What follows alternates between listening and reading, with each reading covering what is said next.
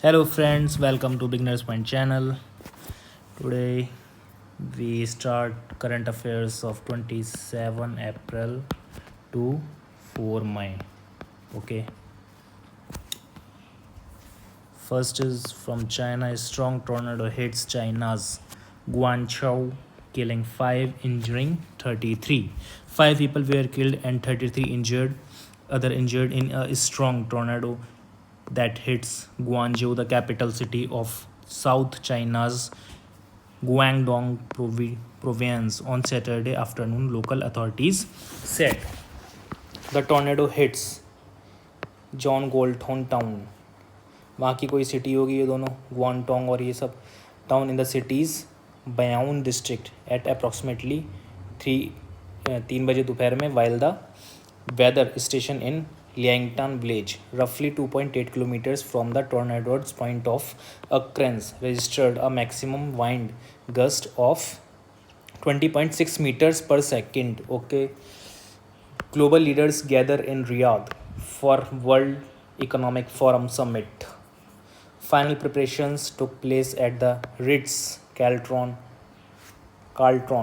in Riyadh ahead of World Economic Forum (WEF) summit starting Sunday, 28 April, where world leaders will convene from special meeting on global collaboration, growth and energy for development. Over 1,000 leaders from around the world are attending the 2 days event to discuss topics that will include urgent challenges. किस topic पर बात करेंगे? Urgent challenges. ठीक है. In the geopolitical and economic environment, including ongoing geopolitical tensions in the Middle East, according to the WEF website. Third is India-Bangladesh bilateral talks on civil service capacity building. A delegation from the Department of Administrative Reforms and Public Grievance DARPG is set to visit Bangladesh for bilateral discussions on renewing the Memorandum of Understanding MOU between India's National Centre for Good Governance and CGG and Bangladesh Ministry of Public Administration, led by Secretary V. Srinivas. The DARPG delegation, comprising 4 members, will engage in discussion from April 28 to April 30, 2024. The primary agenda of the visit is to negotiate the renewal of the MOU for the period 2024-2029, focusing on mid-career capacity building programs for Bangladesh civil servants. India to host critical mineral summit to boost domestic production. The Ministry of Mines, along with partners like the Shakti Sustainable Energy Foundation, Council on Energy, Environment and Water, and the Indian Institute of Sustainable Development, is gearing up to the host critical minerals summit, enhancing beneficiation and processing capabilities. From April 29 to April 30, 2024, the summit will take place at the India Habitat Center in Lodi Estate, New Delhi. China set to launch high-stakes mission to Moon's hidden side. China will send a robotic spacecraft in coming 2 days on a round trip to the Moon's far side, in the first of 3 technically demanding missions that will pave the way for inaugural Chinese crewed landing and a base on the lunar South Pole. This week, China is expected to launch Chang'e 6 using the backup spacecraft from the 2020 mission and collect soil and rocks from the side of the moon that permanently faces away from Earth. WEF panelists address energy poverty and security at Riyadh summit. Attendees of the World Economic Forum in Riyadh on Sunday discussed energy security amid the transition to greener global energy at a session focused on energy access and development for those without a basic energy supply. The panel of industry experts was led by the president of the World Economic Forum, Borj Brandi, and included speakers such as European Commissioner for Energy Kadri Simpson and Qatari Minister of State for Energy Affairs Saad Sahirda Al Kabi. Brandy emphasized the emphatic of energy access, reminding the audience there is close to 800 million people on our planet that don't have access to basic electricity. Keeping a close watch on seasonal influenza situation in the country, Health Ministry said this. Ahead of the monsoon season, the Union Ministry announced on the Monday that it is closely monitoring the situation of seasonal influenza across various states and union territories through the Integrated Disease Surveillance Program IDPS network in real time, according to a release from the Ministry of Health and Family Welfare MOHFW. Young children and elderly individuals with underlying health conditions are the most vulnerable groups concerning seasonal influenza. However, the ministry assured that there has not been any abnormal or alarming increase in cases of seasonal flu reported from any part of the country so far. IMF asks Bangladesh to disclose full report on banks' financial health. The International Monetary Fund IMF has asked Bangladesh Bank to disclose detailed and complete information regarding bad and risk loans in the public interest. A 10-member IMF delegation is in Dhaka to review the progress before the disbursement of the third installment of the $4.7 billion loan taken by Bangladesh to review the overall economic situation. In the meeting on Sunday, the delegation asked to make the financial health of the banks and the inspection report open to the customers. At the same time, it urged to increase the number of inspection to prevent irregularities, corruption and loan scam reports UNB. Philippines aims to double solar quadruple share of wind and power output by 2030. The Philippines plans to boost the share of solar in power output 5.6% in 2030 from 2.4% in 2024 and wind to 11.7% from 3.1% according to a government presentation, potentially making the Paleo's grid among the cleanest in the region. The Southeast Asian nation expects higher share of solar and wind to offset a decline in the share of other clean sources such as hydropower and geothermal energy, helping non-fossil sources account for 35% of power generation by 2023. Nepal invites investment in IT and green energy. On the second day of the third Nepal Investment Summit 2024, approval of investment worth 9.3 billion rupees for four different projects was concluded. The Department of Industry inaugurated the system of foreign investment approval through the automatic route today. Foreign investors can apply to establish a new company with 100% share ownership or joint venture of or investment capital in an already operating company through an automatic route. No minimum investment limit has been specified while approving foreign investment through automatic routes for information technology based industries. The automatic route is expected to save the investors time and money in making investment in Nepal. India summons Canadian diplomat over pro-Khalistan slogans raised during event attended by Trudeau. The Ministry of External Affairs on Monday summoned Canadian Deputy High Commissioner Sweater Wheeler after pro-Khalistani slogans were raised during an event in Toronto attended by Canadian Prime Minister Justin Trudeau and other political leaders. The government of India's deep concern and strong protest was conveyed at such disturbing actions being allowed to continue unchecked at the event.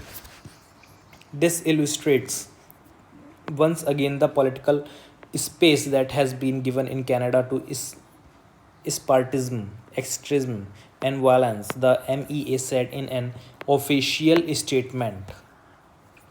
China's slow April factory services activity dents economic movements. China's manufacturing and services activity both expanded at a lower pace in April, official surveys showed on Tuesday, suggesting some loss of momentum for the world's second biggest economy at the start of the second quarter. The cooling activity from seizable gains made in March highlights erratic demand growth and underlines the challenge facing policymakers, even though a solid first quarter GDP outcome has reduced some of the urgency to ramp up stimulus measures. Indonesia's Rang volcano erupts again, alerts status at highest.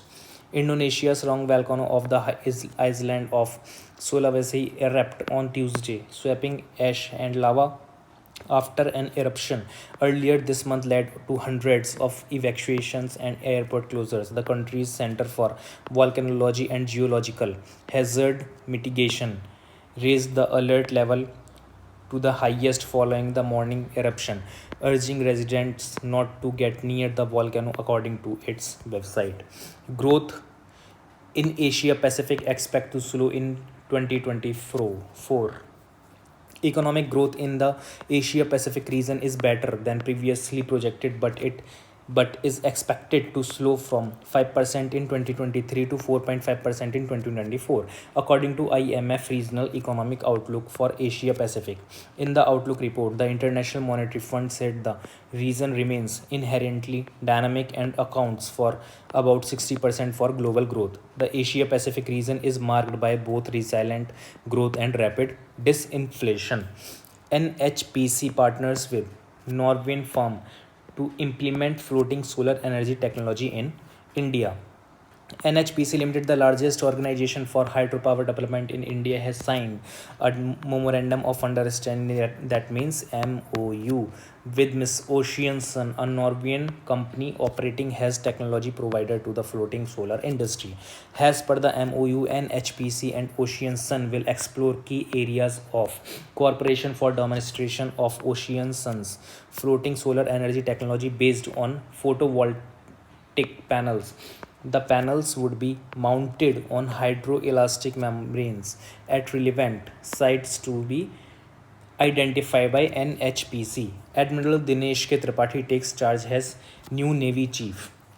Admiral Dinesh K. Tripathi on Tuesday took over as India's 26th Chief of Naval Staff. He succeeded Admiral R. Hari Kumar, who retires upon superannuation after an illustrious career in the Indian Navy.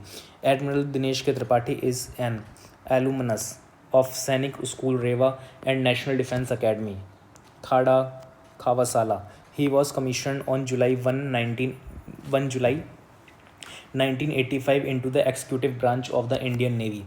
Tripathi is communication and electric warfare specialist and commanded warship like corvette INS Vinash, Kerech and Trishul. Unwanted, unsustained imputations. India slams US media reports on alleged plot to kill Gurvant Singh Pannu. The Ministry of External Affairs has rejected a report that the Washington Post naming Indian Research and Analysis Wing (RAW) official involvement in the alleged post to kill Khalistani terrorist group Gurpatwant Singh Pannu in the US, describing it has an unwarranted and unsustained imputation on a serious matter that is under investigation. MEA official spokesperson Randhir Jaiswal on Monday said the US media report was speculative and irresponsible. Carnivore birds decline more rapidly than omnivores in India, reports. Indian birds species, particularly carnivores, insectivores, and carnivores, are decline at faster rate than omnivores and nectar eaters. indicating the impact of diet on the avian population, reveals the State of India's Birds Report 2023 released recently. According to the report, 942 birds species across the country that feed on fruits and nectar are thriving. This success is attributed to the ability of these resources, which remain abundant even in heavily modified rural and urban landscapes. Bird populations are therefore not just influenced by direct threats to their habitats but also by the ability of food resources, the report says. Indian delegation in Bangladesh to boost ties on government's reforms. A four-member Indian delegation from the Department of Administrative Reforms and Public Grievance DARPG was on 3 days visit to Bangladesh to further boost bilateral ties on governance matters. Led by Secretary V. Srinivas, the DARPG delegation arrived in Dhaka on Sunday for bilateral discussions regarding renewal of MOU between National Centre for Good Governance NCGG, India and Bangladesh Ministry for Public Administration for period 2024-2029. The visit was undertaken on the invitation of the Bangladesh Ministry of Public Administration and focused on the mid-career capacity building programs in field administration for Bangladesh civil servants. Judge finds Trump $9,000, threatens jail for contempt in Hush money trial. The judge overseeing Donald Trump's criminal Hush money trial fined the former US President $9,000 for contempt of court on Tuesday and said he would consider jailing him if he continued to violate a gag order. In a written order, Justice Joan Merchant said the fine may not be enough to serve as deterrent for wealthy businessman turned politician and lamented he did not have the authority to impose a higher penalty. Kathmandu hosts post-investment summit India Nepal B2B meet to bolster economic ties. After the third Nepal Investment Summit in Kathmandu Valley, post-investment summit India Nepal B2B meet was organized by the Embassy of India, Kathmandu, in collaboration with the Investment Board of Nepal (IBN) and Nepal India Chamber of Commerce and Industry (NICCI). The B2B meeting was attended by 35 delegates from the Millennium India International Chamber of Commerce and Industry and Nepal India Chamber of Commerce and Industry, covering energy, agriculture, construction, tourism, cold chain, medical device, finance, consultancy and law sectors.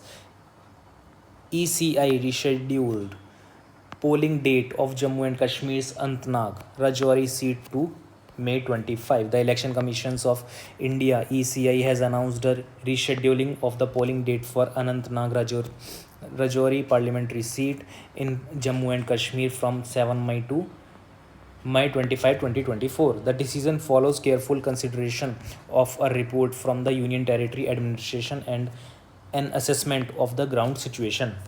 India successfully tests smart missile system. This is a smart missile system. The Defense Research Development DRDO Wednesday conduct successfully flight test supersonic missile assist release of Torpedo, a smart system from Dr. APJ Abdul Kalam Island off the coast of Odisha. UK begins detaining migrants said to be deported to Rwanda. British authorities have started to detain migrants in preparation for them to be sent to Rwanda in the next 9 to 11 weeks. The government said on Wednesday, laying the groundwork from Prime Minister Rishi Sunak's flagship immigration policy, a law to pave the way for sending asylum seekers to Rwanda if they arrived in Britain without permission was approved by Parliament in April, and Sunak wants the first flights to take off in July. Crisis hits North Bengal tea industry due to heat wave. The tea industry in North Bengal is currently facing significant challenge due to prolonged heat wave affecting the region. This weather anomaly has led to adverse impact on tea production, with tea gardens experiencing a drastic reduction in leaf growth. North Bengal, known for its prolific tea gardens totaling around 500 and producing approximately 640 million kg of tea annually, is seeing some of its districts hit by unusually high temperatures. These conditions have caused tea bushes to turn red, halting their growth and potentially leading to 30 to 35 crop shortage. India's manufacturing growth momentum continues. Future looks bright. HSBC. India's manufacturing sector witnessed its second fastest pace of improvement in third and 3.5 year in April. As per the latest HSBC PMI Purchasing Manager Index data, the data indicates a surge in market demand driving this growth, with firms experiencing a surge in new intakes and scaling up production. However, in comparison to the previous month, the HSBC India Manufacturing Purchasing Managers Index PMI data registered a dip in the April month, but it remained above the natural mark of 50, indicating good health of the sector. India to grow at 6.6% over next 2 years, driven by public sector demand. OECD. India's GDP is expected to grow by 7.8% in the concluded financial year 2023-24, with a projection of 6.6% growth over the next two fiscal years. According to the latest economic outlook report from OECD, questions the report questions that global near-term developments could pose challenges to achieving higher growth. Solomon Islands picks China-friendly Manili as new prime minister.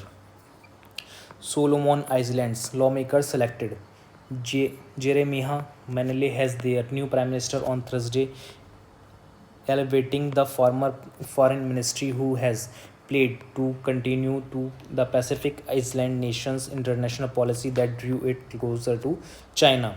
Manili won 31 votes to opposition leader Matthew Wales 18 votes in the 50-seat parliament. Government General Sir David Bongai announced outside Parliament House. OECD upgrades global growth outlook as US outperforms.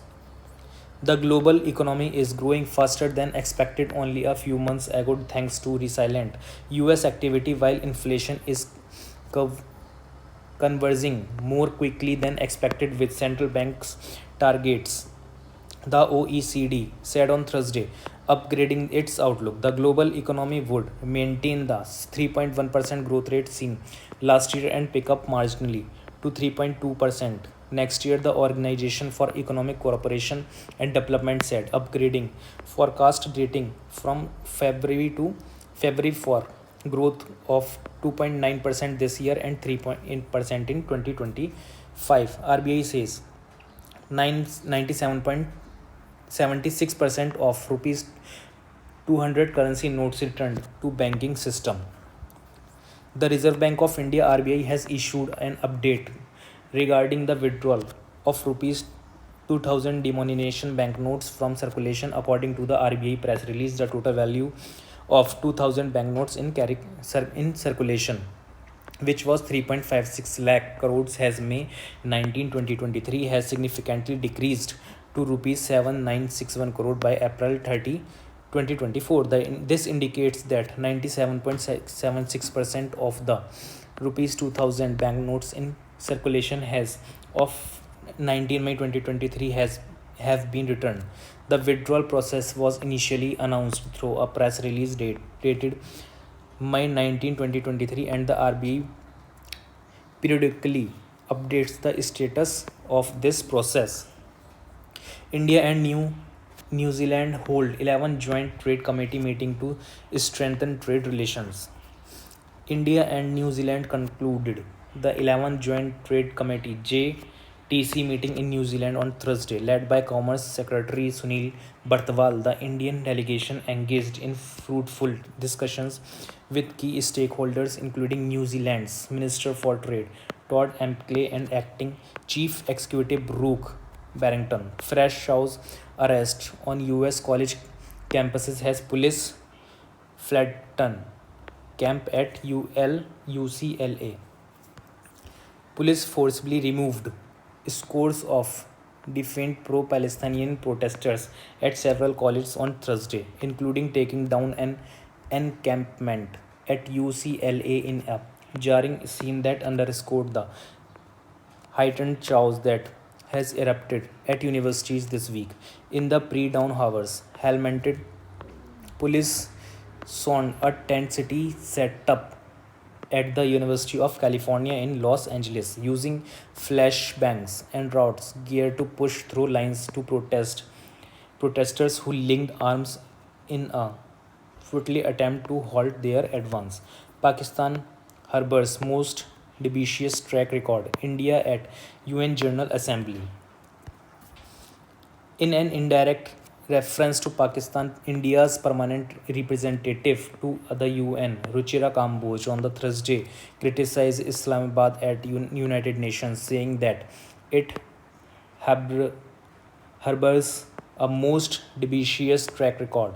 Kamboj's remarks came in response to the destructive and pernicious comments made by Pakistan's permanent representative to the UN, Munir Akram, targeting the India, which included reference to Kashmir, the BJP, Rashtriya Swamsevak Sangh, RSS, and Indian Muslims.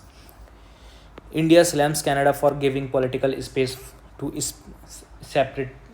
separatism, extremism, and violence.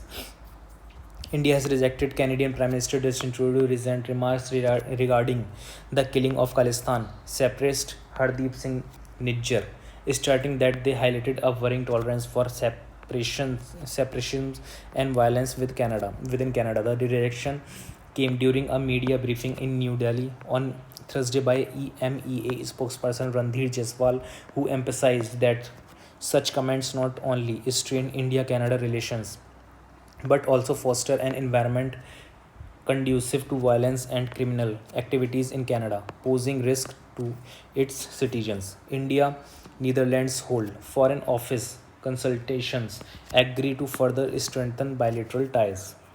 India and Netherlands held the 12th round of Foreign Office consultations FOC in Ho on Thursday, agreeing the further strengthen bilateral ties by focusing on new and emerging technologies like semiconductors and green hydrogen. The Indian delegation was led by Pawan Kapoor, Secretary West in the Ministry of External Affairs, while the Dutch side was headed by Paul Hughes, Secretary General of the Ministry of Foreign Affairs.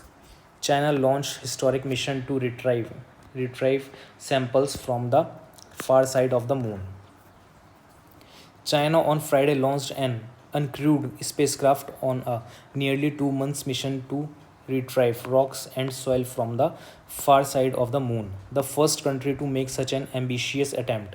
The Long March 5, China's largest rocket, blasted off at 5:27 p.m. Beijing time from Wenchang Space Launch Center on the southern island of Hainan with the more than 8 metric ton Chang'e 6 probe. Chang'e 6 is tasked with landing in the South Pole Aitken Basin on the far side of the moon, which perpetually faces away from the Earth, after which it will retrieve and return samples. The launch marks another milestone in China's lunar and space exploration program. It is a bit of a mystery to us how China has been able to develop such ambitious and successful program in such a short time, said Pierre-Yves Messelin, a French researcher working on one of the scientific objectives of the Chang'e 6 mission. And that is complete. Thank you so much. Share with your friends and with who that need.